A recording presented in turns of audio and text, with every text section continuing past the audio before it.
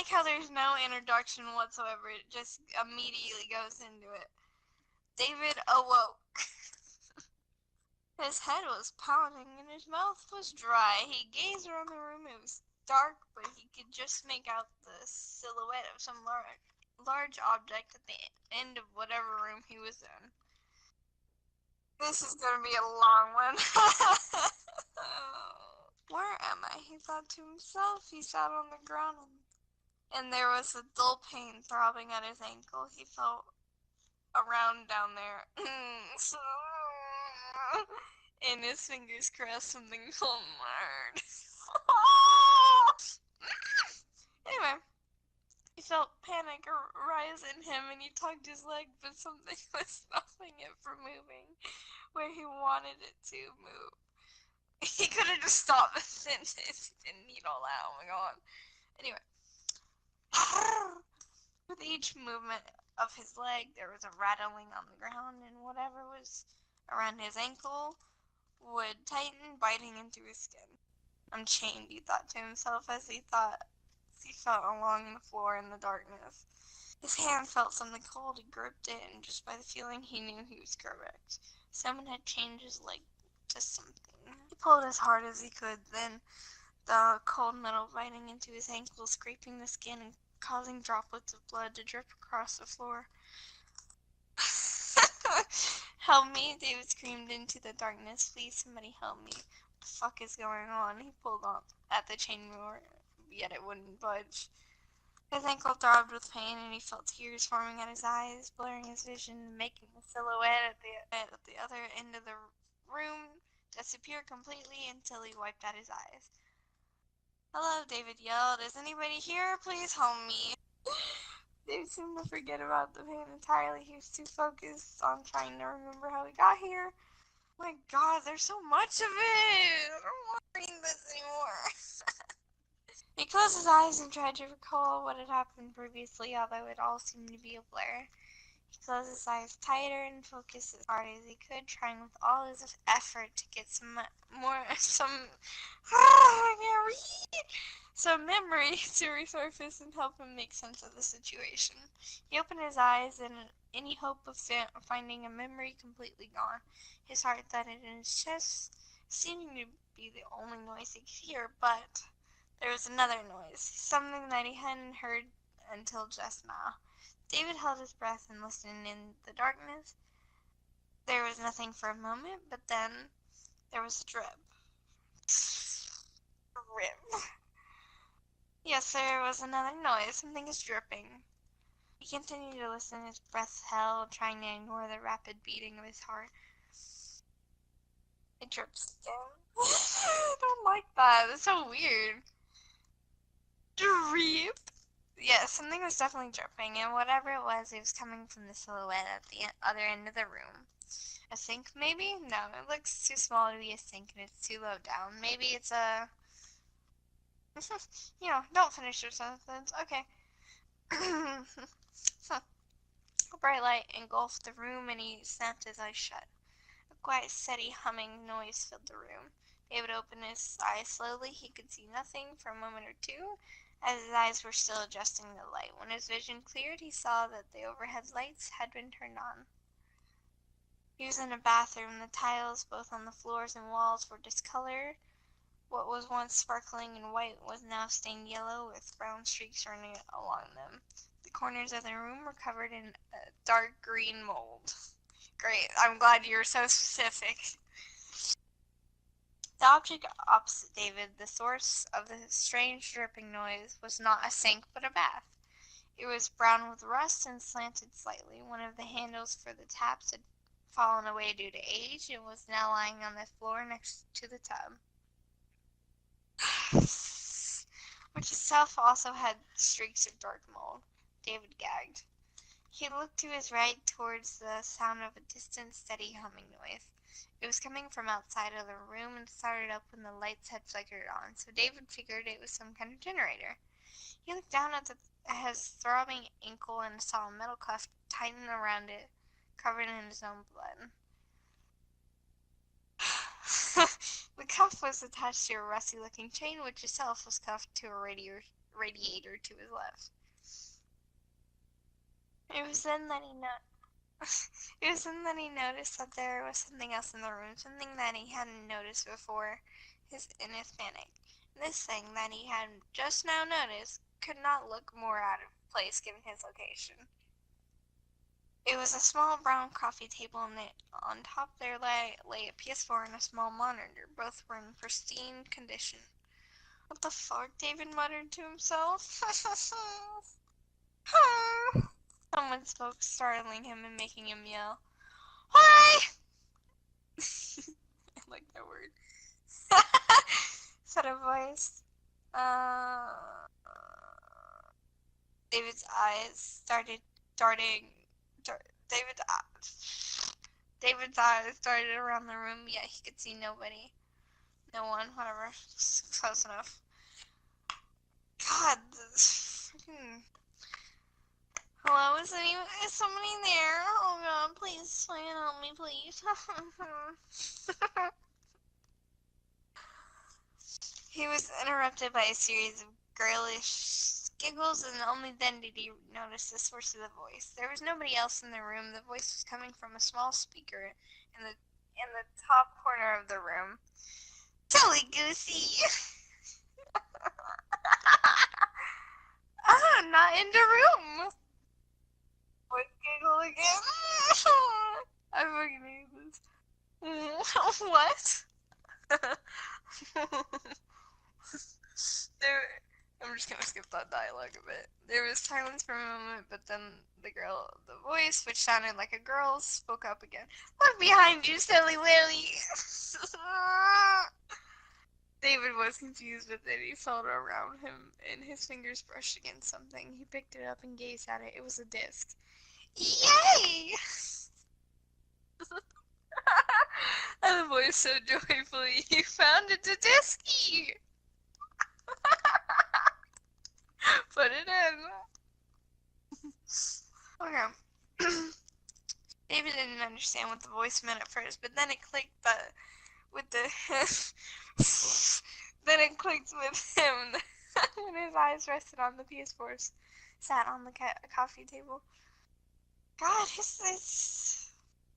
I'm not about to yell all that. I'm just gonna put that out there. Who the fuck are you and what the fuck is going on? Tears spilled down his cheek. Uh-oh!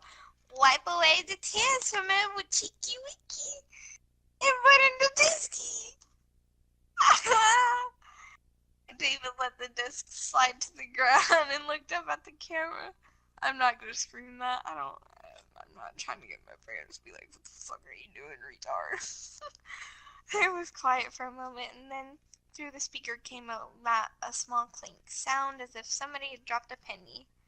That's 1 penny in the swear jar! There was another chink sound through the speaker. David screamed as loud as he could. Spit flew from his cheeks and tears dripped down his cheeks. Ugh, that rhymed, and I didn't like it. Ugh. He tugged at the chain some more, but with each tug sending a biting pain through his ankle. He tugged the chain until his muscles ached and his breath was heavy. After a moment of silence, the voice spoke up. Play the disky! Disky! It said. David, who seemed to have lost not only his energy but also his hope, picked the disc up off the floor. Play me! Read a label that was stuck to the disc. He leaned over and placed the disc into the PS4. Now watch you watch, said the voice. David wiped away the tears from his blurry eyes and watched as the TV turned on. The images that followed puzzled him. It was footage from some video game. It showed someone shooting at a big monkey, which for whatever reason was wielding some kind of laser weapon. And then some kind of man-pig appeared on the screen wielding a hook, although whoever was playing made quick work of it. Eliminated popped up on the screen. Play the game, a voice announced from the TV. David was lost and confused. What the fuck was that? I don't even know how to... I'm not gonna giggle sunglasses emoji. Dad, I am not playing the game. Sunglasses emoji. Who says that? Did you just say sunglasses emoji? what the fuck is going on? What the fuck is the play of the game? Please just let me go. I have a wife and a daughter. I love them so much. Please just let me go, please. So do you like the play? How do you even read that? Okay, hold on. Give me a minute. So do you like why is there an eh? Do you like play of the so do you like I don't give a fuck about your playing game. I don't even know what's going on. Just let me go.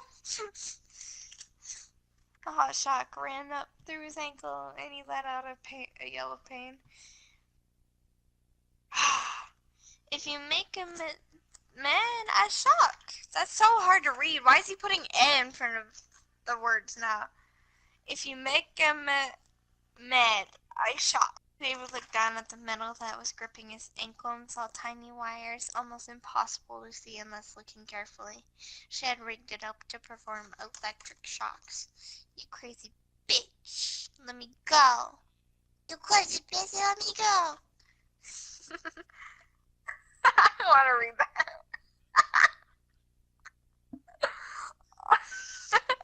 Another shock was sent up from his ankle and through his body. This time the pain was more intense. David sat there groaning, daring not to say anything to anger the voice again. The TV switched off then, and for a good amount of time the voice from the speaker remained completely quiet. David found that when he closed his eyes he could see the images of his daughter. The thought of him never seeing her again tore his heart to shreds. He was just drifting off into his sleep when there was a click and a creak to his right. His eyes sprang open and he looked towards the noise. The door into the room had been pushed open, exposing the darkness of the hallway or whatever was outside. A woman entered then, humming the Allier theme softly to herself. She had long black hair and wore a long white coat stained with dark red splotches. She was wheeling in a small table behind her. Hello! The woman said. She began sorting through whatever was on the table. You? David muttered. I'm gonna start reading. It's like that. Sorry. No, I won't. You, David muttered as he began to struggle to his feet. He lunged at her, wanting to beat her into the ground, but found that he couldn't quite reach, with his ankle being held hostage to the radiator. David saw what it was she was sorting through the table, and his heart sank. It was a selection of various tools, hammers, screwdrivers, 2 hacksaws. David began to yell and pull up the chain. You stay away from me, you crazy bitch. You stay the fuck away. He felt something hit his head. He slumped to the floor, dazed. He felt something warm begin to trickle down his forehead. The woman had hit him on the head with a wrench, which she had now placed back down on the table. Oopsie whoopsie, you got the boo-boo on your head.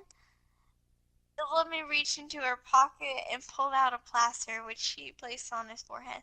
Just like new. She smiled at him. The smile of somebody who liked this. Who looked like they microwaved cats as a hobby. Oh god.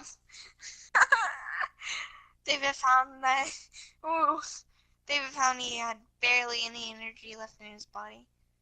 Who are you? He whispered, his head throbbing with pain. She crouched down in front of him and met his eyes. I am the shadow that follows you until death. I am the reaper that stalks to the weak. I am the plague that weakens the well.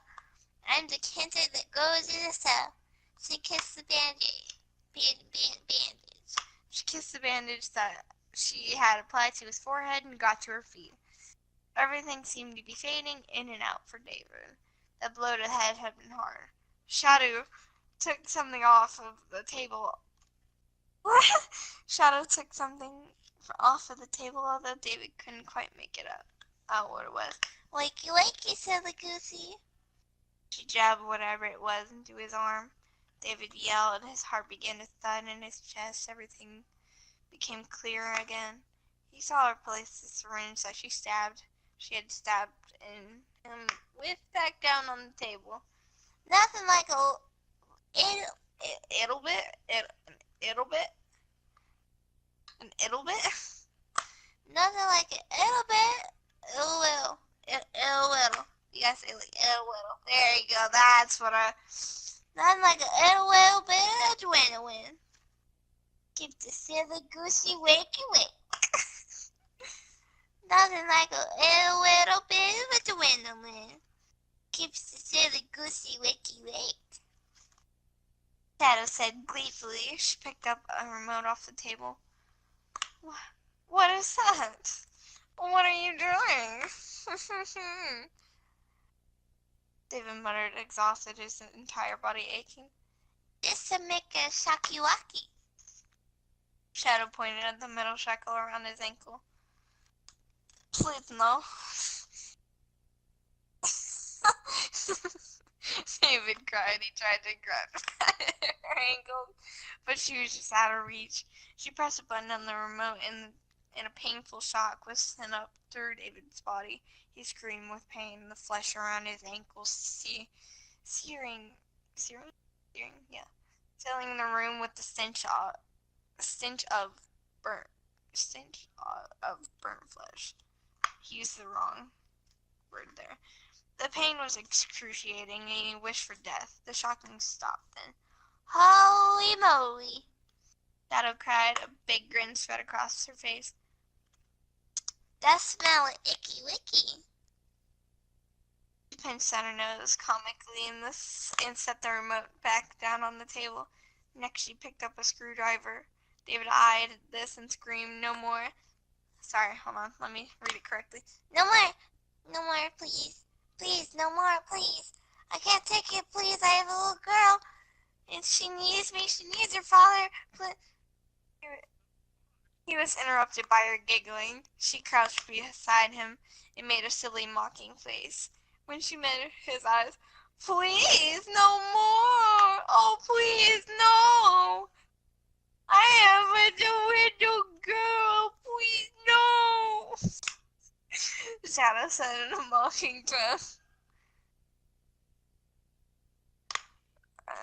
David felt his entire body filled with rage. He swung his fist at her, and although he didn't have the energy to use all his strength, it still connected to her face, well, making a small crack sound. Shadow recoiled and let out an inhuman scream. She collapsed to the floor, her hands covering her wounded face. She screamed. The sound was almost deafening. David kicked out at the table, not knocking it over completely, but hitting it hard enough so as to make one of the screwdrivers tumble to the floor. He grabbed at it while Shadow was preoccupied and put it in his back pocket. She shrieked. She got to her hands and knees and looked towards him.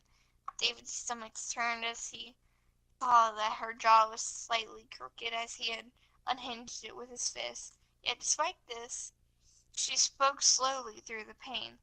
You gave me an baddie? What the fuck is that? She darted towards the table and picked up one of the hacksaws. She began to giggle to herself. Jeepers, that's the sharpest one. She looked at David, who was again frantically trying to free himself of the chain. Look-see. You gotta look-see. I hate the way. God, I still have so much more. There's a whole other one. She placed the tip of her tongue against the saw blade and began to cut slowly. Blood trickled down her chin, soaking the collar of her white coat. Shadow pushed her tongue harder against the rusty saw blade. Her tongue split down the middle, and when she pulled the hacksaw away, David saw that her tongue was now forked like a snake. Oopsie whoopsie! Blood spilled out of her mouth with each word. David screamed, "Stay the fuck away from me! Stay the fuck away, you crazy bitch!" With a rush of adrenaline, he pulled at the chain as hard as he could. The radiator budged and made a creaking noise. And before Shadow could realize what was happening, he ripped the radiator off of the wall.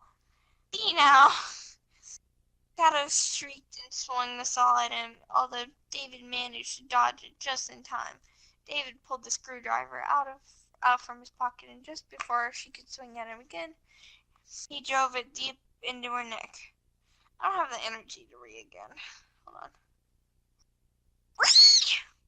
She screamed, dropping to the floor, her hands pulling at the screwdriver as she tried to free it from her neck. David ran through the door that she had entered through and into the dark hallway. It was almost completely dark, and he had to keep his hand brushing against the wall as he ran, hoping for a turning that could take him out of this nightmare. He slammed into something then. At first he thought he had just run into a wall, but after feeling around, his hands found a door now. Thank fuck, a door, David thought to himself, hope filling his body. He turned the doorknob and nothing happened. It was locked. His heart sank. He heard the shrieking of Shadow away in the distance. Holy moly, when I catch you... Okay, I gotta read it. Hold on. Holy moly, when I catch you, I'm gonna shove you with the claw hammer down your mouthy wealthy and pull you out of your stomach. Pull out your stomach. Yesy wessy I am. I don't know. He could hear her footsteps then, and they were getting closer. He turned the doorknob and pulled as hard as he could, yet it would not budge. Footsteps were getting closer. This is it, David thought to himself. She's going to kill me. She's going to kill me, and I'm never going to see my baby girl again. And he tried pushing the door. Instead of pulling it, and it opened straight away. Wow, good job, genius. Oh. He darted through the door and slammed it shut behind him, turning the lock as he did so. He was in another dark hallway, this one seemingly darker than the last. He took one step forward, and as he did, Shadow smashed her fist through the door behind him. David recoiled and almost fell to the floor. Oh, God. She peeked through the gap she had made with her fist. Here's Shaddy. I hate that. She reached through the gap and turned the lock, pushing the door open. David yelled and began to run, but as he did, he tripped over his own feet, sending him crashing to the floor. He got to his feet, but as he did, Shadow pounced on him, sending them both flying to the ground, so they were now led face to face with Shadow on top. David yelled and tried to land another punch, but she pinned both of his wrists to the floor with her hands. She was surprisingly strong. She moved her face towards his, stuck out her throbbing, bloodied forked tongue, and shoved it into his mouth. David gagged as he felt it licking at the back of his throat. Her breath stank of Cheetos and Gatorade.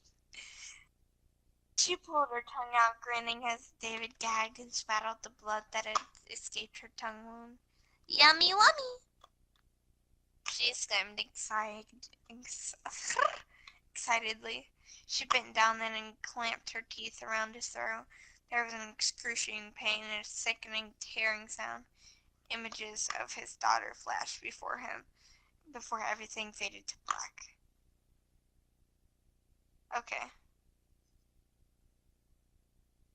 Okay, there's an epilogue to basically tell you what was happening. Shadow picked Anna, as she usually did when playing ranked, and shoveled another mouthful of cheesy Cheetos into her mouth. Her team had been on a win streak for most of the day, and her rank had increased a considerable amount.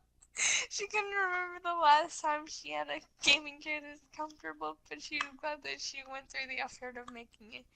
Sewing wasn't her strong suit, and David's flesh had been particularly hard and pierced with the needle. Ew!